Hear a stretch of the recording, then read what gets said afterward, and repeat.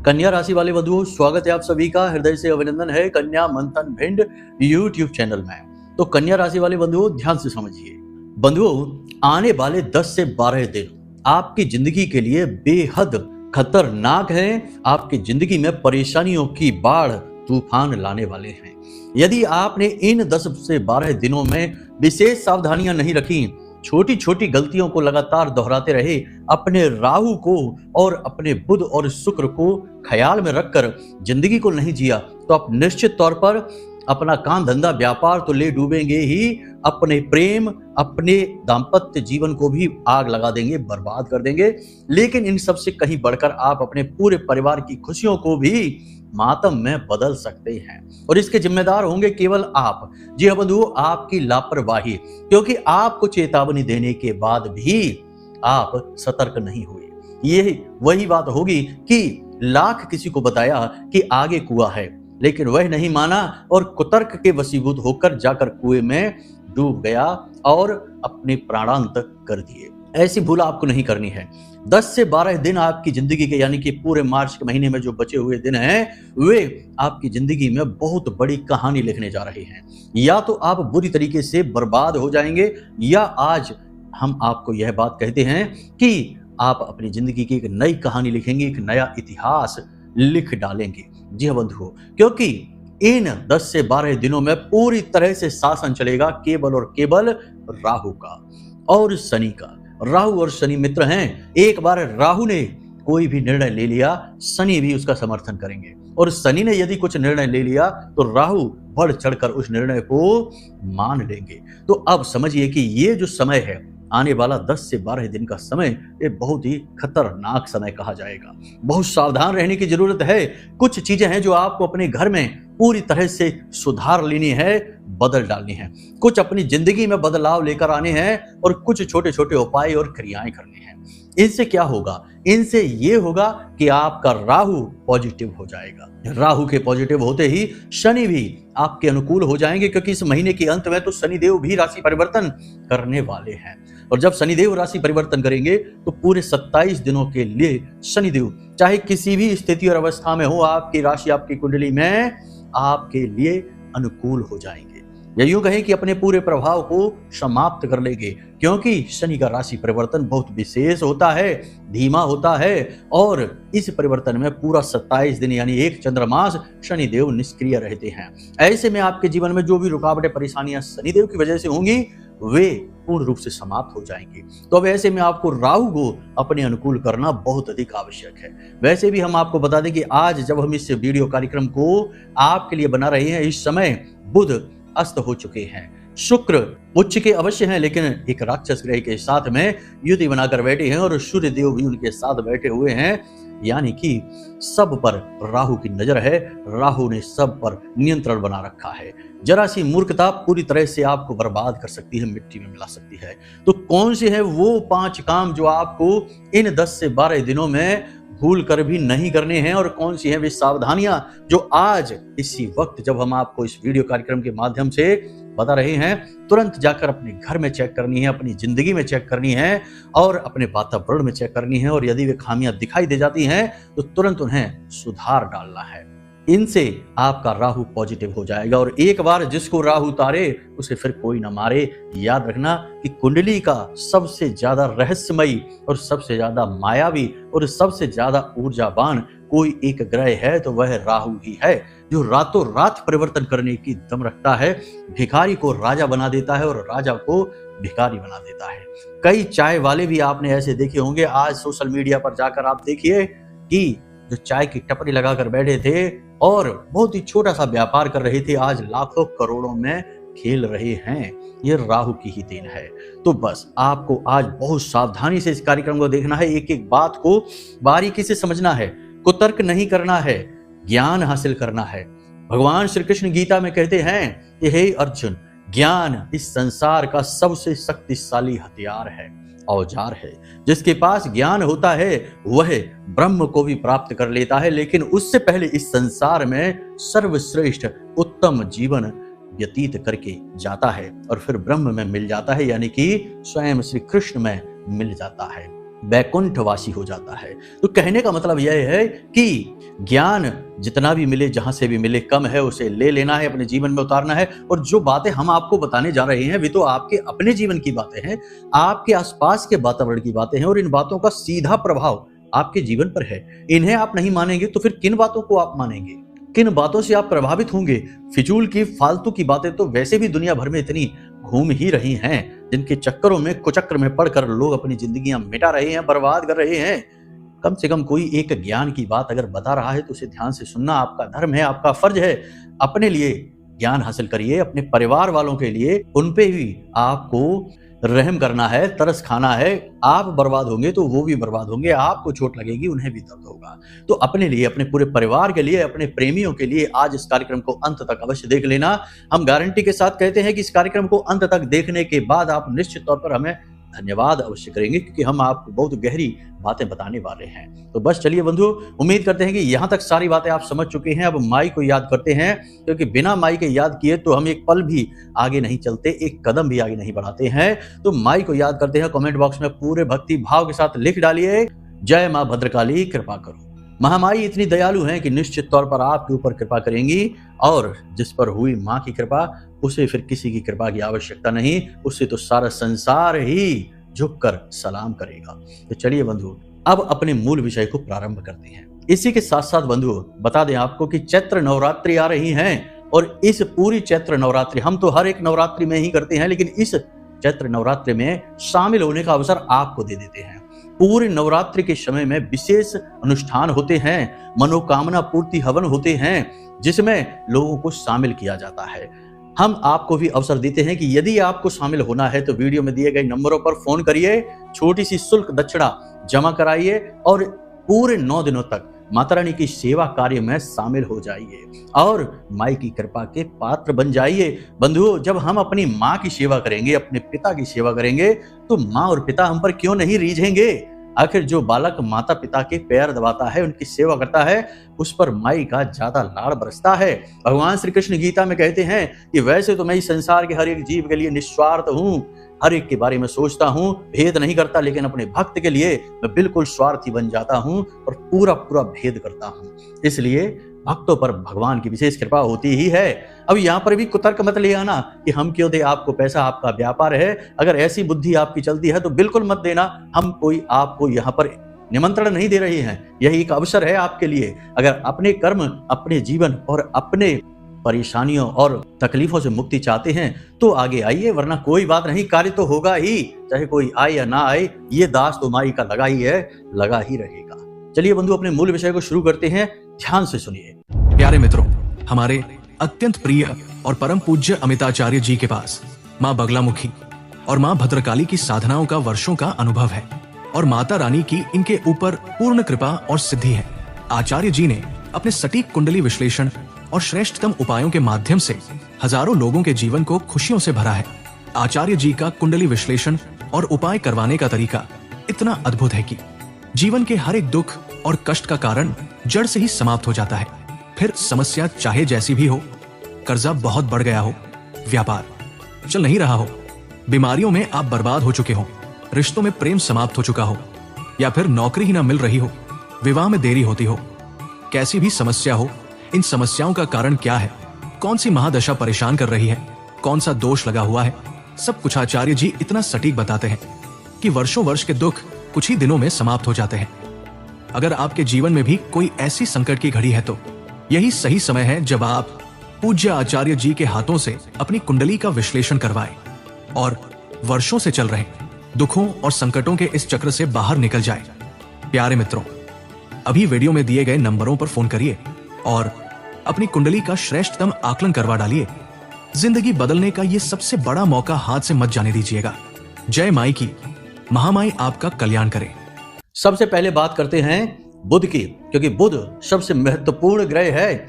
लाल किताब में बुध को सबसे बड़ा, शक्तिशाली और महत्वपूर्ण ग्रह माना गया है, क्योंकि बुध 3 जगह पर नियंत्रण रखता है, आपकी बुद्धि, आपकी वाणी और आपके व्यापार पर। लेकिन इसकी एक सबसे बड़ी समस्या यह है कि यह बिन पैंदी का लोटा है, कब कहां लुढ़क जाए पता नहीं चलता है, किस ग्रह के साथ किस प्रकार का बर्ताव करेगा इसका पता नहीं चलेगा, इसीलिए इसे बालक ग्रह भी कहा जाता है।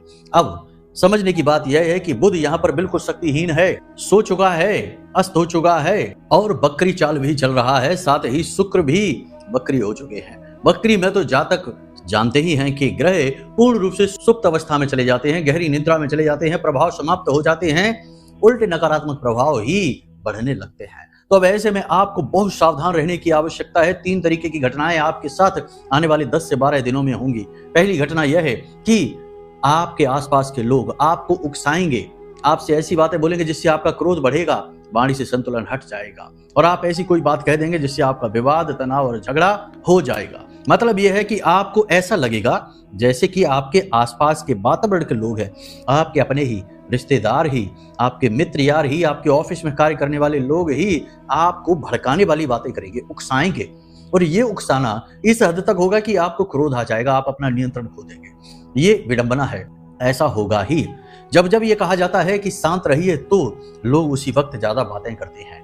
यह प्रकृति का नियम है, विरोधाभासी गतिविधियां इंसान की होती ही हैं।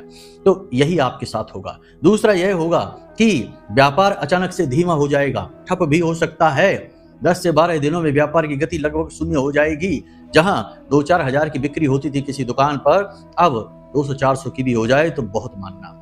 तीसरा यह होगा कि आप गलत जगह पर पैसा लगा सकते हैं। कोई ऐसी योजना, कोई ऐसी स्कीम आपको बता सकता है जिसमें आप पैसा लगा सकते हैं। शॉर्टकट के चक्कर में आप अपना पैसा, अपनी रकम डुबा देंगे। शेयर मार्केट से दूर रहना है, सट्टेबाजी से दूर रहना है और किसी गेमिंग ऐप वगैरह जो मोबाइल में आजकल चलते हैं, फंसाने वाले जो जाल हैं, इनसे आपको दूर रहना होगा। अपनी बुद्धि का पूरा प्रयोग करना होगा। नींद लेने में आपको समस्याएं आएंगी, नींद अच्छी नहीं आएगी। रात को जब आप सोएंगे भी तो अगले दिन, बेशक रात में आप पूरी रात सोएंगे तब भी अगले दिन आपको थकान का एहसास होगा।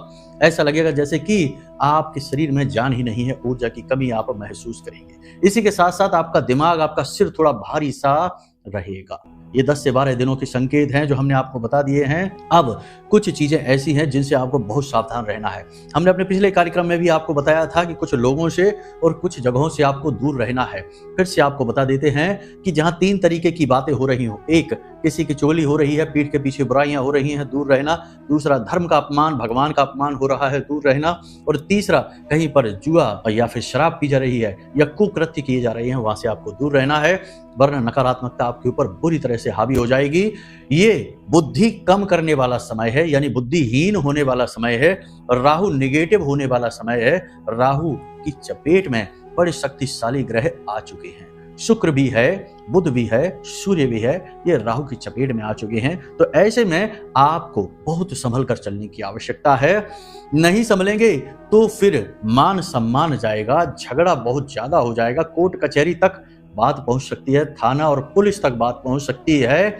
इसी के साथ साथ पैसे रुपए का बड़ा भारी नुकसान आप करवा बैठेंगे। तो बहुत संभल कर चलने की आवश्यकता है इन 10 से 12 दिनों में। ये बहुत बड़ी सावधानियां।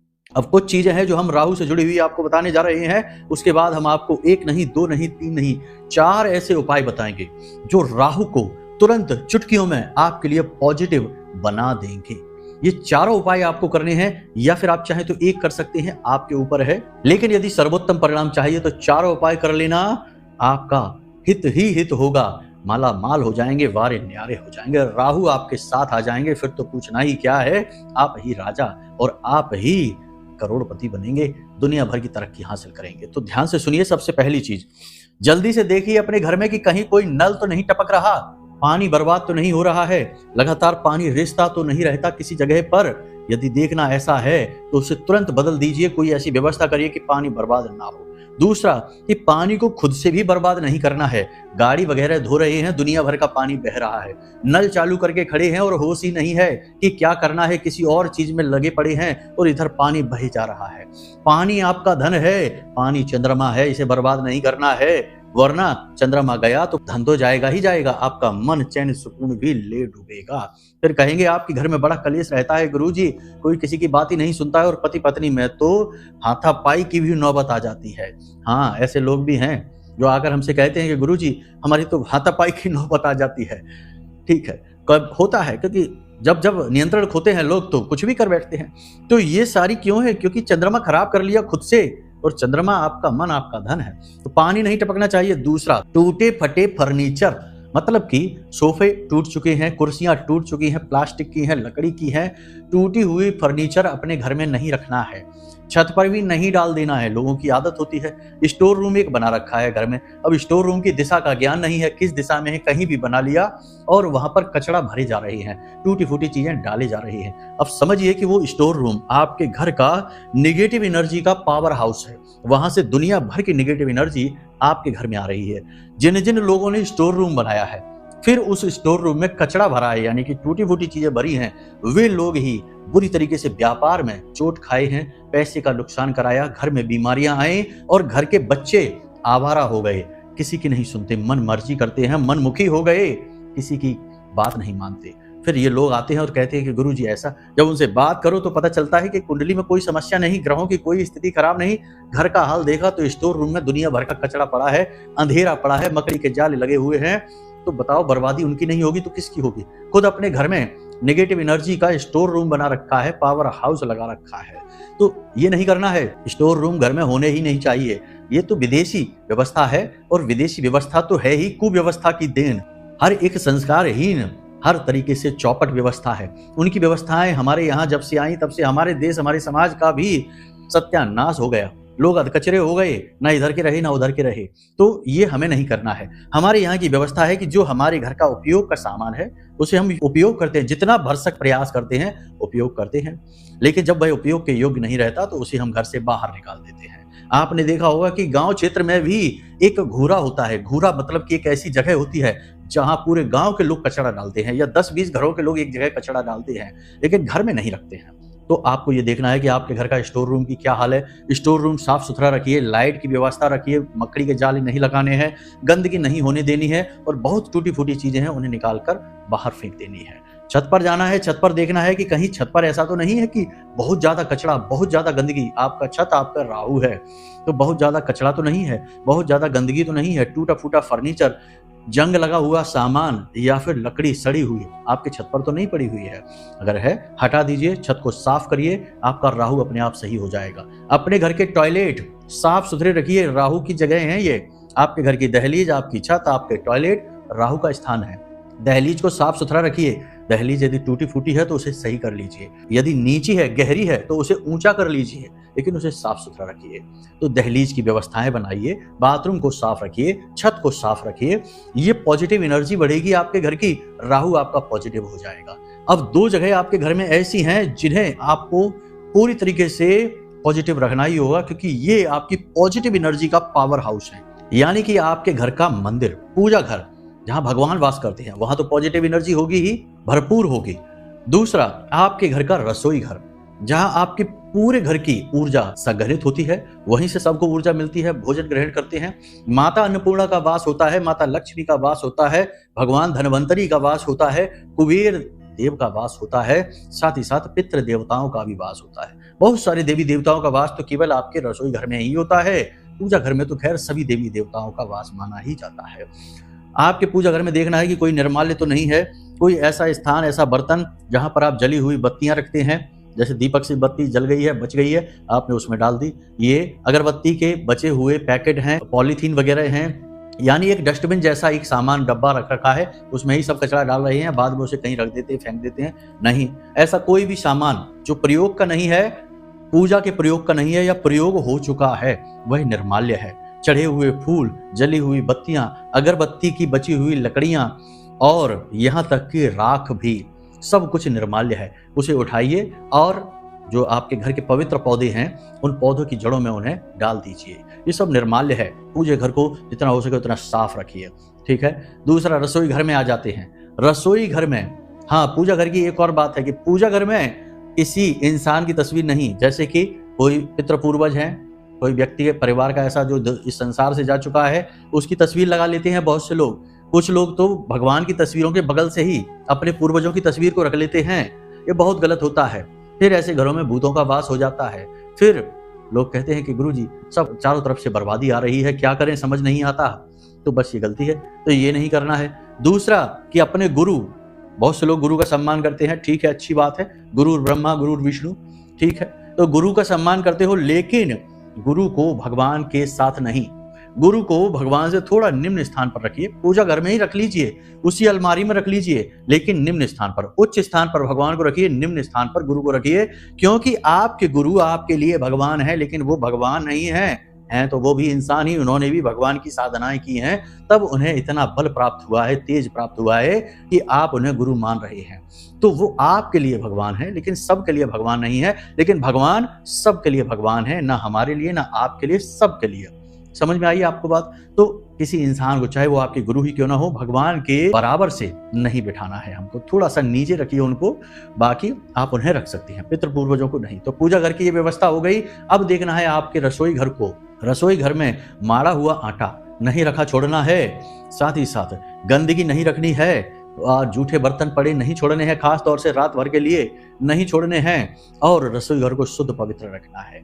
सबसे महत्वपूर्ण बात कि भगवान धन्वंतरी की एक तस्वीर लेकर आइए और उसे अपने रसोई घर की दक्षिणी दीवार में लगा दीजिए, थोड़ी ऊंचाई पर लगाना है। और भी यदि लाभ अधिक लेना है तो रसोई घर में जो आपका जल का पात्र है, यानी कि पानी जहां रखा जाता है जिससे लोग पानी पीते हैं, घड़ा है या कोई भी बर्तन है या फिर कोई फिल्टर वगैरह ही क्यों ना हो, पानी उससे लोग लेना चाहिए और पीना चाहिए।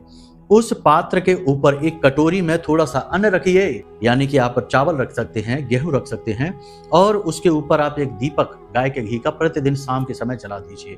संपूर्ण देवी देवता प्रसन्न हो जाते हैं, पितृदेव बहुत ज्यादा प्रसन्न होते हैं और आशीर्वाद देने लगते हैं। माता लक्ष्मी सीधी खिंची चली आती हैं रसोई घर की ओर। एक और खास बात आपको बता दें, शिवपुराण की कथाएं कहती हैं कि यदि रसोई घर में कुछ मीठा रखा जाए, यानी कि कोई मीठा, जैसे कि मिठाई है, बर्फी है, पेड़े हैं, कुछ भी यदि रसोई घर में थोड़ा सा मीठा रखा जाए तो माता लक्ष्मी सीधे आपके रसोई घर में आ जाती हैं, क्योंकि माँ लक्ष्मी को मीठा बहुत अधिक प्रिय है। तो ये एक छोटी सी क्रिया है, इसे भी आप कर सकते हैं। इन 10 से 12 दिनों में आप इन क्रियाओं को करेंगे, आपको गजब के परिणाम प्राप्त होंगे। फिर से हम कहते हैं कि सावधान रहिएगा। इस 10 से 12 दिनों में आपके जीवन में बहुत सारी गलत घटनाएं हो सकती हैं। लोग आपको फंसाने का, आपको उलझाने का बहुत प्रयास करेंगे। आपका पैसा, आपकी धन संपत्ति, आपकी ऊर्जा और आपके स्वभाव का शोषण करने की पूरी कोशिश करेंगे। समझदार रहेंगे तो बचे रहेंगे। याद रखना है कि भावनाओं से होकर निर्णय नहीं लेना है, भावुकता से निर्णय नहीं लेना है। जो व्यवहारिक है, जो सही है, वही निर्णय लेना है। फिर चाहे किसी को बुरा लगे या भला लगे, कोई फर्क नहीं पड़ता है। देखिए बंधु, हम आपको बता दें कि आप एक भावुक इंसान हैं। कोई इंसान आपसे जब काम करवाना चाहता है तो वह पहले आपको भावनाओं में लेता है, और जब भावनाओं में लेकर आपको पूरी तरह से भावुक कर लेता है तो फिर वह आपसे बड़े से बड़ा काम करवा लेता है। बहुत सारे आपके आसपास ऐसे लोग हैं जो आपकी इस कमजोरी को अच्छी तरह से जानते हैं, भाप चुके हैं। तो जब उन्हें आपसे कोई काम करवाना होता है तो वह इसी ट्रिक का प्रयोग करते हैं, इसी तरकीब का उपयोग करते हैं और आपसे काम निकलवा ले जाते हैं। आप बाद में ठगे से खड़े रह जाते हैं कि ये क्या हो गया। तो सावधान रहिएगा, ऐसा आपके साथ अब होगा इस समय पर, ठीक है। नकारात्मक चीजों की तरफ आपका ध्यान आकर्षित हो सकता है, किसी प्रकार का प्रेम प्रसंग शुरू हो सकता है, किसी प्रकार का प्रस्ताव आपको मिल सकता है, और आप खुद भी नकारात्मक चीजों की तरफ अति आकर्षित होंगे, क्योंकि यह राहु का समय चल रहा है। तो सावधान रहना। कोई भी नई प्रॉपर्टी, नया वाहन, नया कीमती सामान आपको इन 10 से 12 दिनों में नहीं लेना है। इस बात का विशेष ख्याल रखना है। जो भी प्लानिंग है आपकी, उन्हें बाद में करें, अभी फिलहाल के लिए टाल दें इन प्लानिंग्स को। तो यहाँ तक आपने सारी बातें समझ ली। अब बात कर लेते हैं राहु देव के 4 विशेष उपायों की। सबसे पहला उपाय, आज आप जब इस कार्यक्रम को देख रहे हैं, सुन रहे हैं, आज ही इस उपाय को करिए। यदि रात्रि है तो कोई बात नहीं, कल कर लेना। एक नीले रंग की प्लास्टिक की डिब्बी या कोई कटोरा, प्लास्टिक का नीले रंग का आपको लेना है और उसमें नील भरनी है। नील आप जानते ही होंगे, बाजार में मिलती है, पाउडर वाली नील आती है। वैसे लिक्विड वाली नील भी आती है, लेकिन आप पाउडर वाली नील लेकर आएंगे, वही राहु का प्रतीक होती है।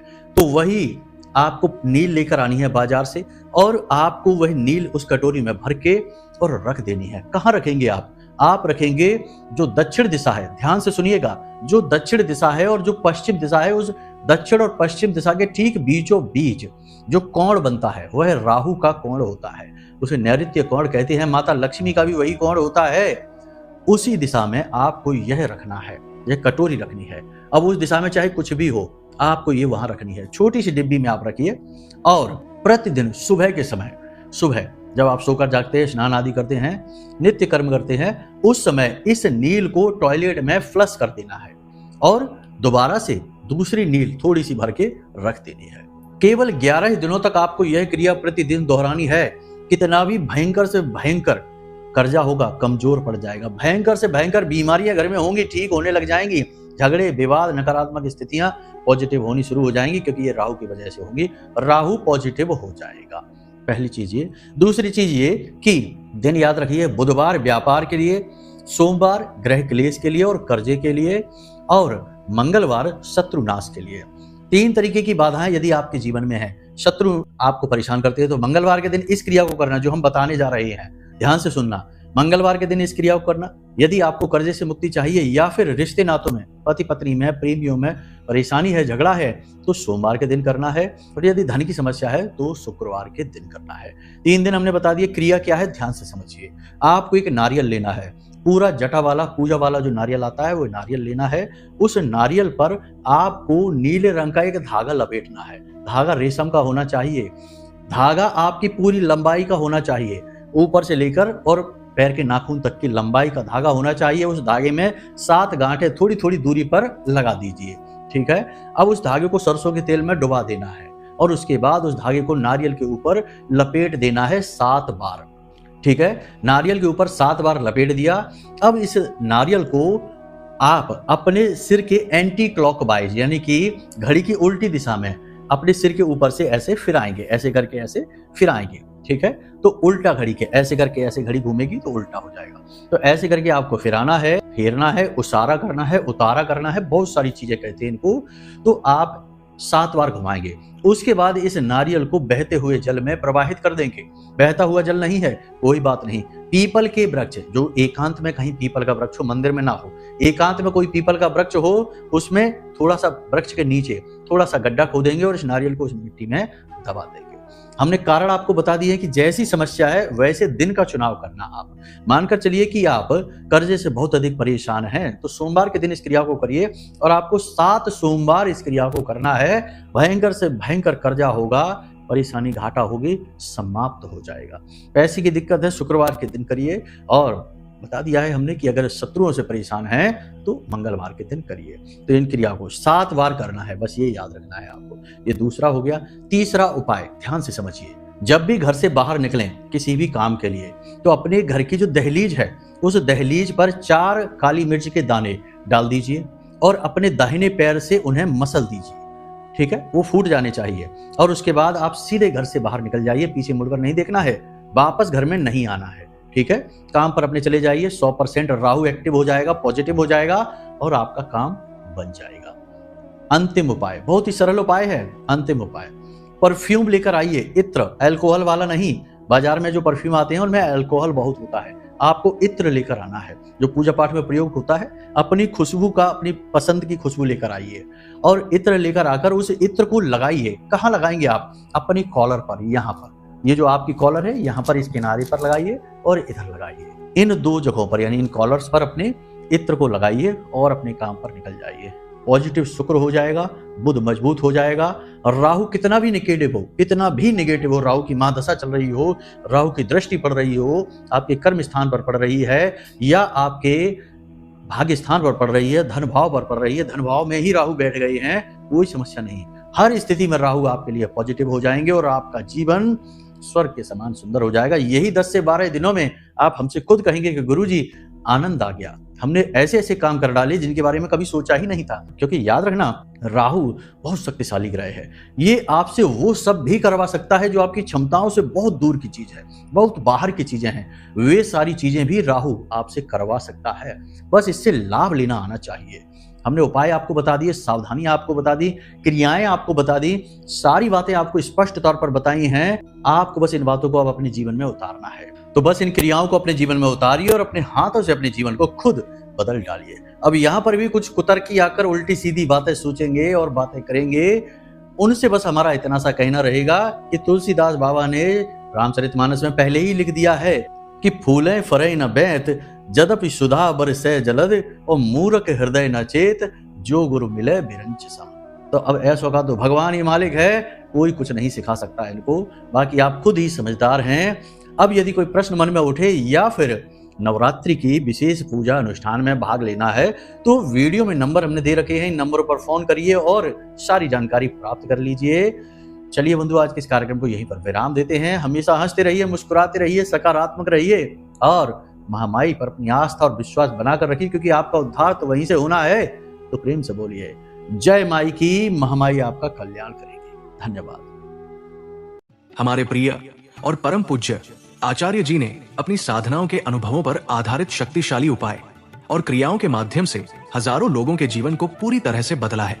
आचार्य जी के द्वारा बताया गया हर एक उपाय इतना सटीक और कारगर होता है कि जो भी इसे पूरे भाव के साथ कर लेता है उसे साक्षात महामाई की कृपा और आशीर्वाद प्राप्त हो जाती है। इसलिए निसंकोच इन उपायों को पूरे भाव के साथ करिए, आपका कल्याण होगा। जय माई की।